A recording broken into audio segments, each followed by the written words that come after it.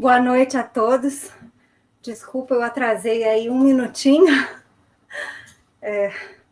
Surgiu uma visita aqui, eu tive que atender a porta, mas já está resolvido. Bom, nós estamos estudando o capítulo 6 da segunda parte do Livro dos Espíritos.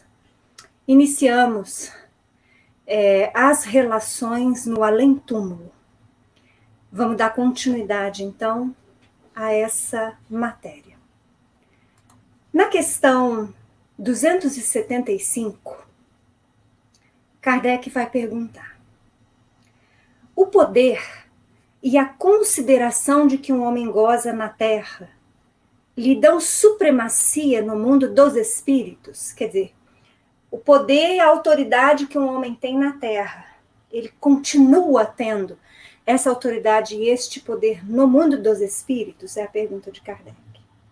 Não, respondem eles, pois que os pequenos serão elevados e os grandes rebaixados. Lê os Salmos. Ainda nessa mesma questão, Kardec, na linha A, vai perguntar: como devemos entender essa elevação e esse rebaixamento? Respondem: não sabes que os espíritos são de diferentes ordens, conforme seus méritos? Pois bem, o maior da Terra pode pertencer à última categoria entre os espíritos, ao passo que o seu servo pode estar na primeira. Compreendes isto? Não disse Jesus: aquele que se humilhar será exalçado e aquele que se exaltar será humilhado?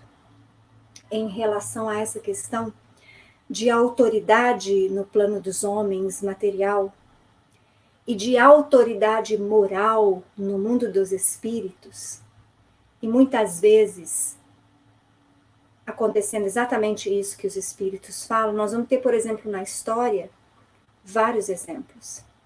Nós podemos pegar, por exemplo, um Calígula, imperador romano, poderosíssimo, riquíssimo e, no entanto, possuidor de uma alma tenebrosa. Certamente desencarnou sob severos desequilíbrios espirituais e certamente no plano espiritual deveria ter se encontrado em situação lastimável. Lá o outro nós vamos ter Jesus, que no plano material não tinha onde repousar, filho de carpinteiro, família simples, da região da Galileia, que era caracterizada por uma região muito simples, de pescadores, e, no entanto, um espírito da mais alta envergadura que já se viu na Terra. Então, eu dei para vocês esse exemplo, mas nós poderíamos elucidar muitos exemplos na própria história, compreendendo perfeitamente não só essa lição citada pelos espíritos, assim como também nós vamos ver passagens do Antigo Testamento nos Salmos, exalçando esta humildade, exalçando o engrandecimento do que muitas vezes é pequeno no mundo material.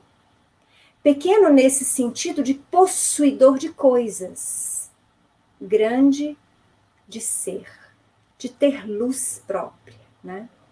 Então nós vamos ver, nós vamos perceber e compreender melhor as lições de Jesus quando ele fala, por exemplo, que nós deveremos efetivamente nos dedicar a possuir os bens que a traça não há de roer. Quer dizer, que bens são esses? São os bens morais.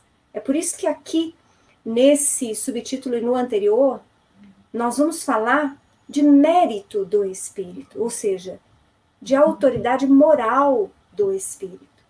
Porque nós vamos compreendendo que é pela autoridade moral que o espírito se faz, digamos assim, conhecido, se faz obedecido, vamos dizer assim, porque, como os espíritos mesmos disseram ontem, né? A autoridade moral é algo irresistível. Então não é preciso ser prepotente, nem arrogante. O espírito superior, a sua própria grandeza moral, a sua luz, a sua força vibratória, energética, magnética, é irresistível. Bom, na questão 276, Kardec vai perguntar: aquele que foi grande na Terra e que, como espírito, vem a achar-se entre os de ordem inferior, experimenta com isso alguma humilhação? Às vezes bem grande, mormente se era orgulhoso e invejoso. É claro que alguém que tenha, por exemplo, sido imperador ou um grande rei na Terra, ao desencarnar e deparar-se em situação lastimável do lado de lá, é claro, como ele era orgulhoso aqui, chega orgulhoso do lado de lá. Então, esse sentimento de humilhação tem um peso muito mais significativo. Nós vamos ter algumas mensagens no Evangelho segundo o Espiritismo. Tem inclusive uma intitulada como Uma Rainha de França, que fala justamente isso. Da surpresa da sua chegada no mundo espiritual, quando ela percebeu que ela não era absolutamente ninguém. E que os seus servos, que ela considerava inferiores a ela no mundo físico, no mundo espiritual, estavam superiores a ela. E a eles, ela tinha que suplicar auxílio. E aí, então, nessa mensagem, que nós vamos encontrar lá no Evangelho segundo o Espiritismo, ela diz, ela pede as orações para que ela possa recuperar-se e preparar-se para novas etapas de aprendizado. 277. O soldado que depois da batalha se encontra com o seu general no mundo dos espíritos, ainda o tem por seu superior? E a resposta deles: o título nada vale. A superioridade real é que tem valor. É claro que muitas vezes, se nós tivermos, por exemplo, espíritos vibrando mais ou menos no mesmo padrão, um que foi o general, o outro que foi soldado, como nós próprios já conversamos anteriormente, ao desencarnar, não há nenhuma modificação substancial. Basicamente, no meu desencarne, eu chego do lado de lá exatamente como eu parti. Com os preconceitos, com as crenças, com os medos, com as vitórias, os fracassos morais. Isso me acompanha, porque faz parte do meu espírito. Então, vamos supor, num exemplo, nós estivéssemos em uma batalha, né, e que soldados perdem a sua vida, assim como o general também perde a vida.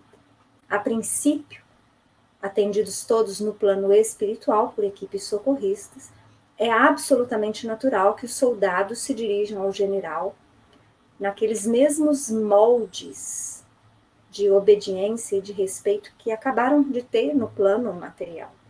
Com o passar do tempo, pode ser que isso vá suavizando, principalmente depois que eles tiverem consciência plena de que já não se encontram mais no plano material e que naquela circunstância o general não tem a autoridade moral a qual eles devam obedecer. Muito possivelmente todos eles, inclusive o general, terá que se reportar a espíritos superiores que os poderão auxiliar. 278. Os espíritos das diferentes ordens se acham misturados uns com os outros? Nós já mais ou menos já falamos sobre esse assunto algumas vezes. Eu tenho a lembrança de ter falado aqui com vocês pelo menos 2 vezes de uma brincadeira que o Fred fazia nos estudos, né? Dizendo que aqui no plano da matéria nós vivemos uma salada de fruta. Todo mundo misturado. Abacaxi com laranja, com banana, com maçã. Todo mundo misturado. Quer dizer, Ao olharmos para o corpo físico do nosso vizinho, do nosso companheiro, a gente não vê a elevação ou a inferioridade do seu espírito. Estamos todos aqui experienciando no mundo físico. É claro que pelas atitudes, pelos pensamentos, pelos gestos, eu posso perceber uma superioridade ou uma inferioridade. Posso. Mas, na verdade, só de olhar, nós não vamos perceber isso. O rico, o pobre, o saudável e o doente podem ser tanto espíritos de maior elevação como espíritos muito inferiores. Mas no plano espiritual é diferente. Né? No plano espiritual, as bananas estão com as bananas, maçã com maçã, laranja com laranja.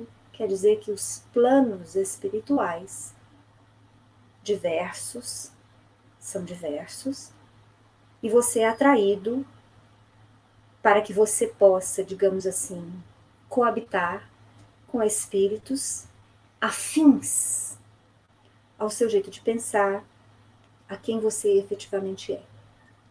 Então não adianta, aqui no plano da matéria a gente pode disfarçar. A gente pode falar manso, pode fazer uma cara pacífica, né? Pode agir com gestos estudados. Nós podemos vestir esta máscara. Mas no plano dos espíritos, não.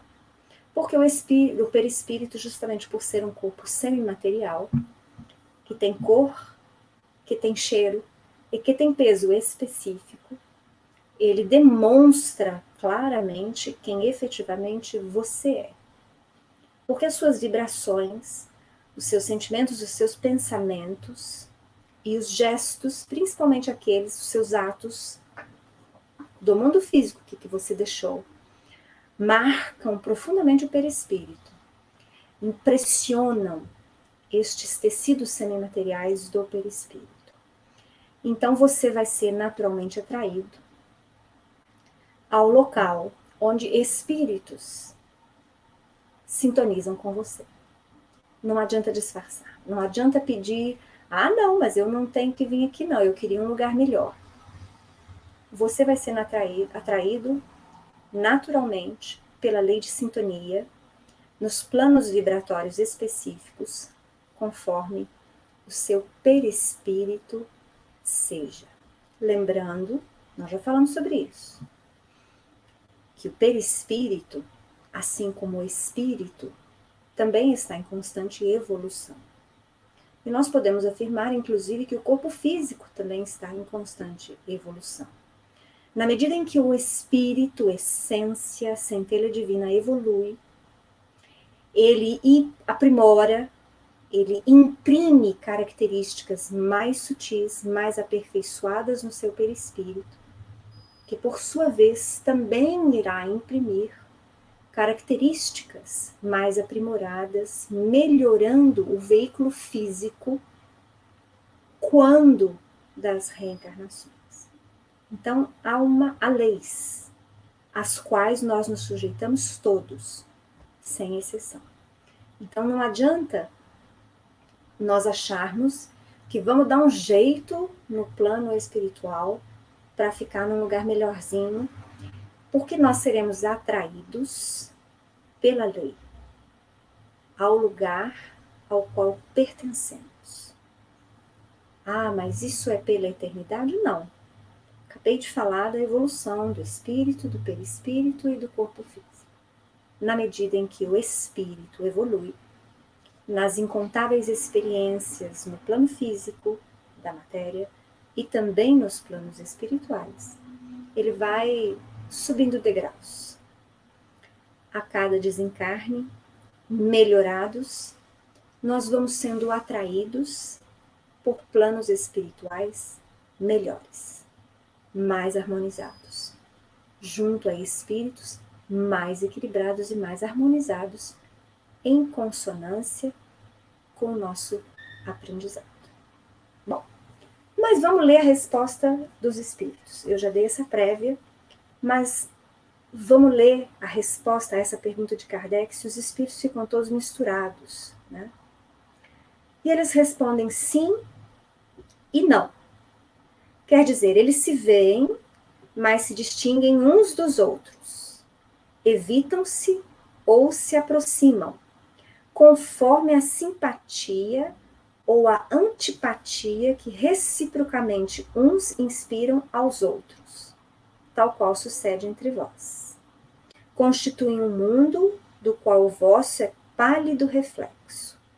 Os da mesma categoria se reúnem por uma espécie de afinidade e formam grupos ou famílias, unidos pelos laços da simpatia e pelos fins a que visam.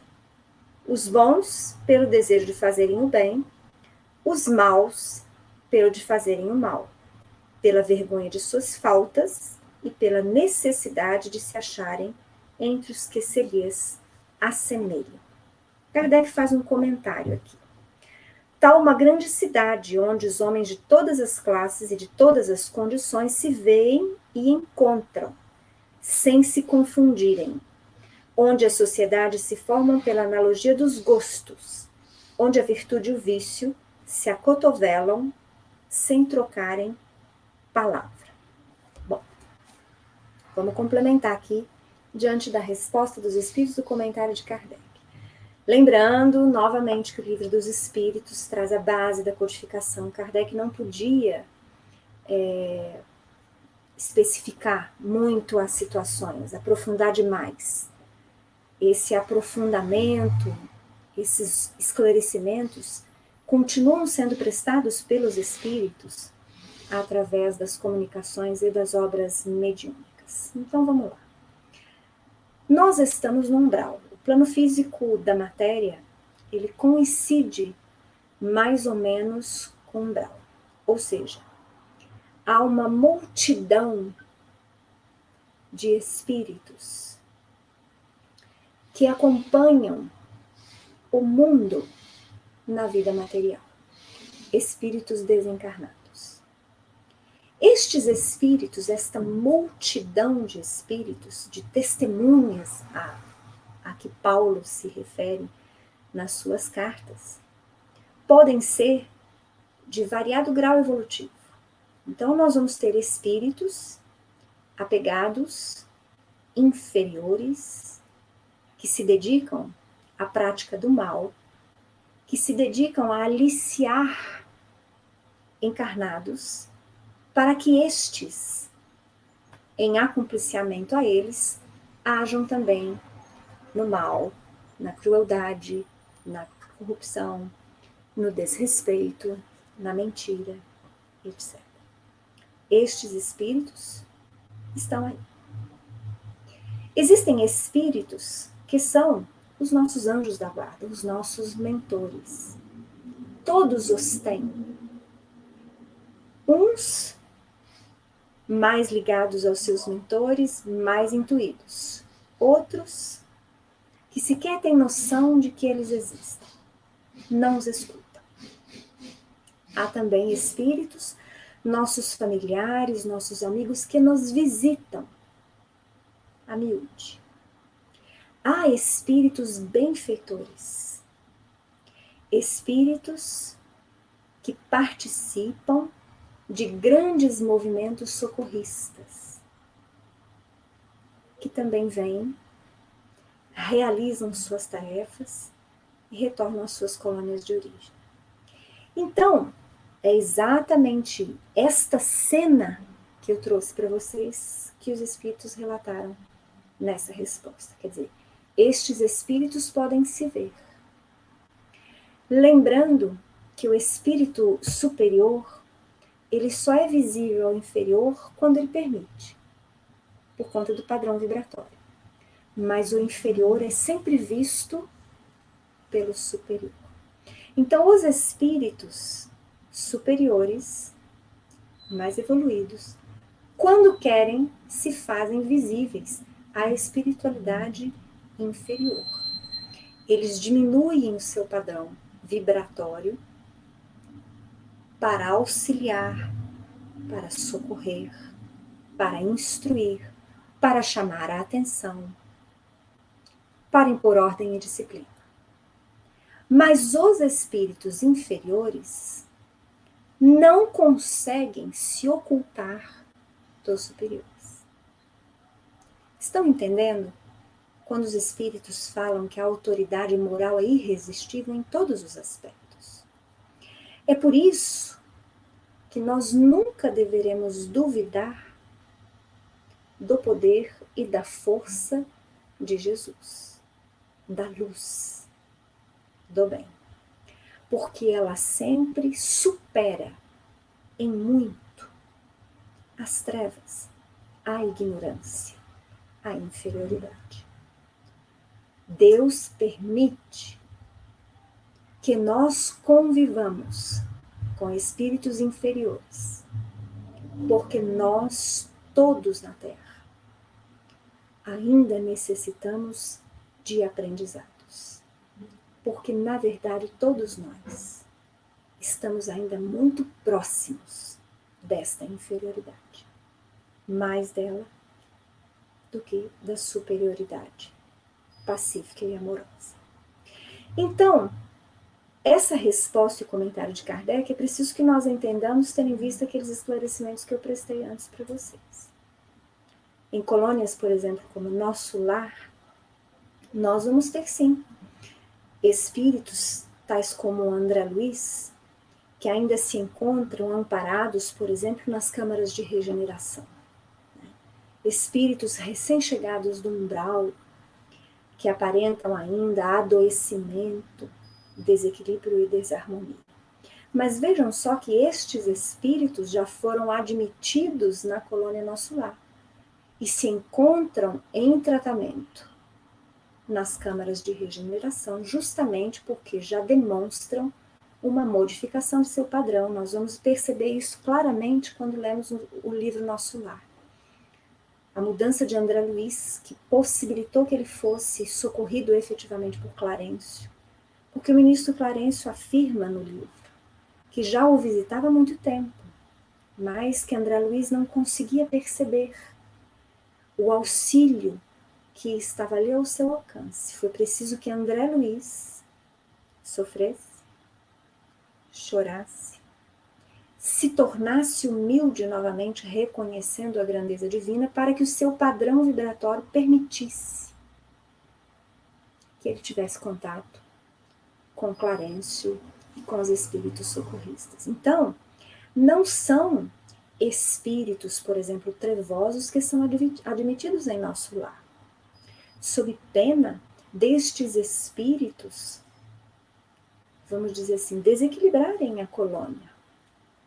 Em outro livro da série André Luiz, agora vocês vão perdoar, me foge qual é, mas dos primeiros, nós vamos ver um episódio em que André Luiz chama um porteiro porque há uma mulher do lado de fora da grade da colônia Nosso Lar pedindo auxílio.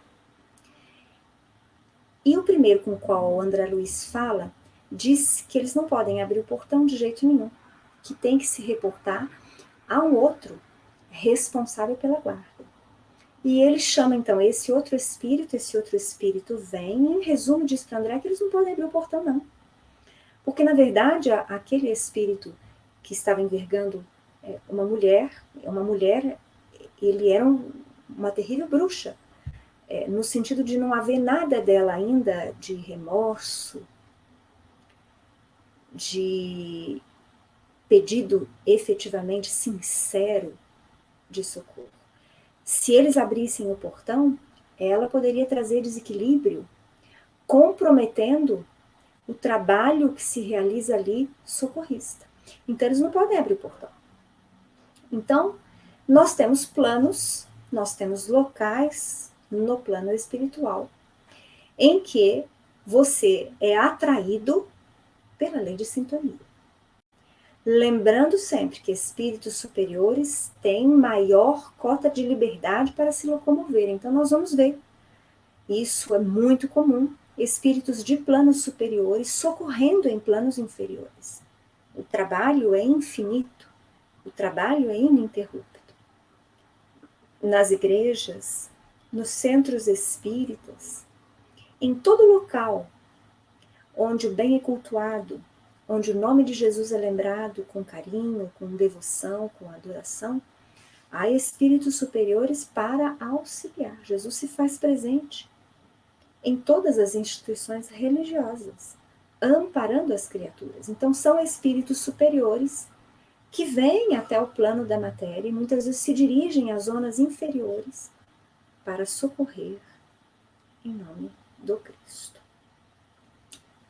Na questão 279, Kardec pergunta: todos os espíritos têm reciprocamente acesso aos diferentes grupos ou sociedades que eles formam?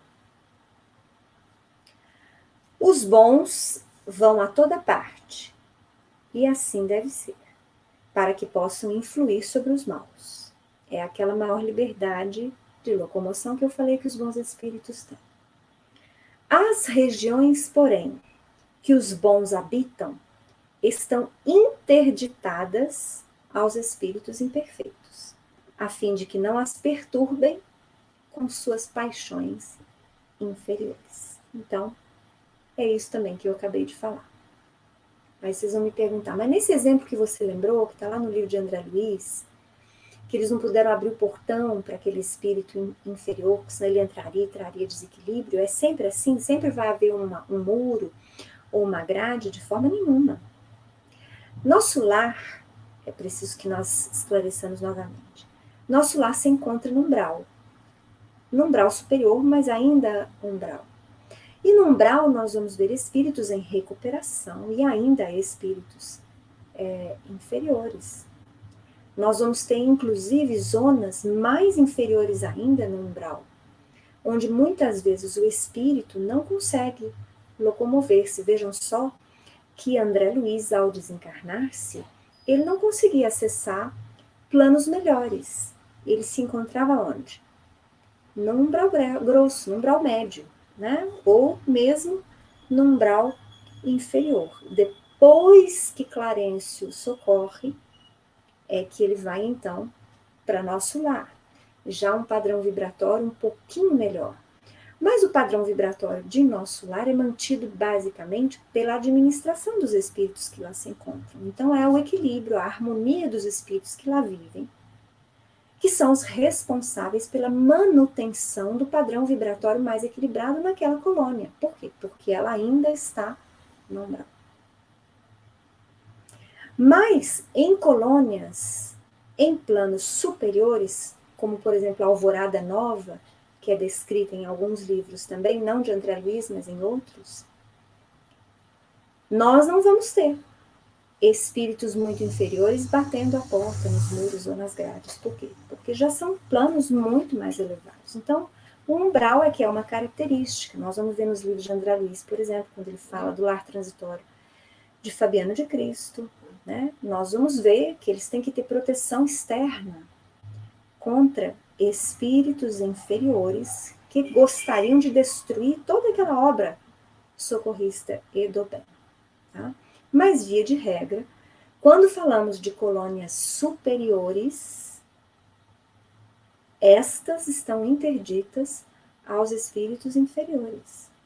Nós vamos ver, por exemplo, que André Luiz, ele é convidado e durante o sono, em desdobramento, que ele pode visitar sua mãe, que habita uma colônia superior. Né? Então, nós vamos ver esses limites vibratórios bem delineados, colônias superiores, cidades inferiores, como a de Gregório no livro Libertação. Mas nós vamos ver, no plano do umbral, por exemplo, nós vamos ver colônias ou locais de refazimento, de socorro, mantidos por aqueles que nele habitam e protegidos contra os espíritos inferiores que ainda permanecem nas adjacências, nas proximidades. Bom, nós vamos terminando por hoje. Amanhã nós retornamos, continuando esse tema ainda de relações no além-túmulo. Obrigado pela presença, Denise, Cristina, do Anderson, todos que nos acompanham. Os estudos, espero que vocês estejam gostando. Uma boa noite, até amanhã.